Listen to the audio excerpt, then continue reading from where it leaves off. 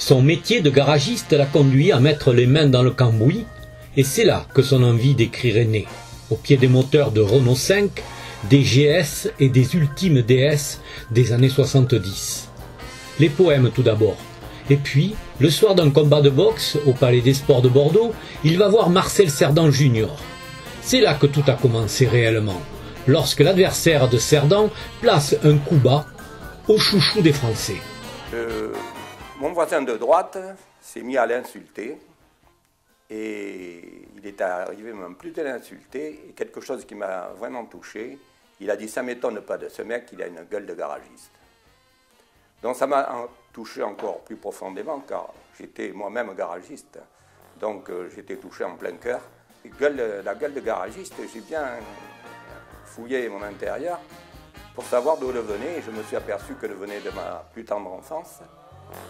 Et mon père était donc routier dépanneur, mécanicien, et c'était l'époque où la voiture était en vogue, ça a commencé.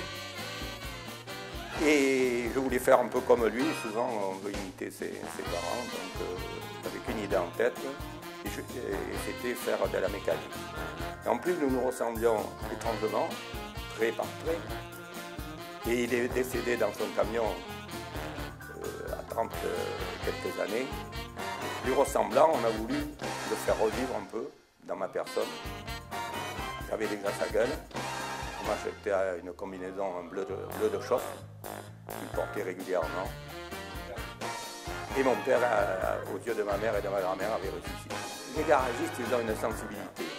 Et cette sensibilité, j'ai voulu, consciemment et inconsciemment, les passer justement dans mes réalisations, dehors de la voiture, la poésie en premier, la sculpture sur terre beaucoup. Et simplement, c'était pour moi, je le faisais pour moi, et surtout aussi pour leur démontrer à ces gens qui m'entouraient que les garagistes, ils ont, je me répète, une sensibilité, une profondeur, comme tous les êtres humains. Un lecteur lambda va acheter le garagiste. Vous espérez qu'il va y trouver quoi dedans? Il va y trouver peut-être ce qu'il a besoin. C'est-à-dire, s'il se sent un peu comme moi, un peu mis plus bas que ce qu'il est, peut-être qu'il va y trouver du réconfort. Du réconfort pour j'explique comment les garagistes, à l'époque, on n'avait pas les mêmes moyens, on luttait pour s'en sortir. Dans le froid, moi je me souviens avoir poncé dans de l'eau qui au fur et à mesure glaçait. Tout ça, ce sont des aventures. On avait un outillage très réduit, la technologie n'était pas au point où elle en est. Donc je pense qu'ils trouveront quelque chose. C'est une reconnaissance, en quelque sorte, de la valeur de ces hommes.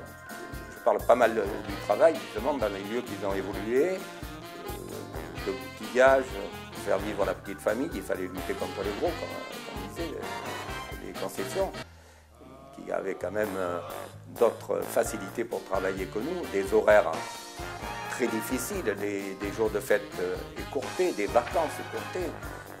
Et tout ça, pour arriver, il faut bien le dire, à avoir une retraite minable, je dirais, un corps usé, qui ne tourne plus rond, pour employer les termes mécaniques. Et on se retrouve encore sans reconnaissance, parce que les artisans, on a choisi, d'accord, mais je trouve qu'on est bien mal loti par rapport à une moyenne de la vie normale actuellement.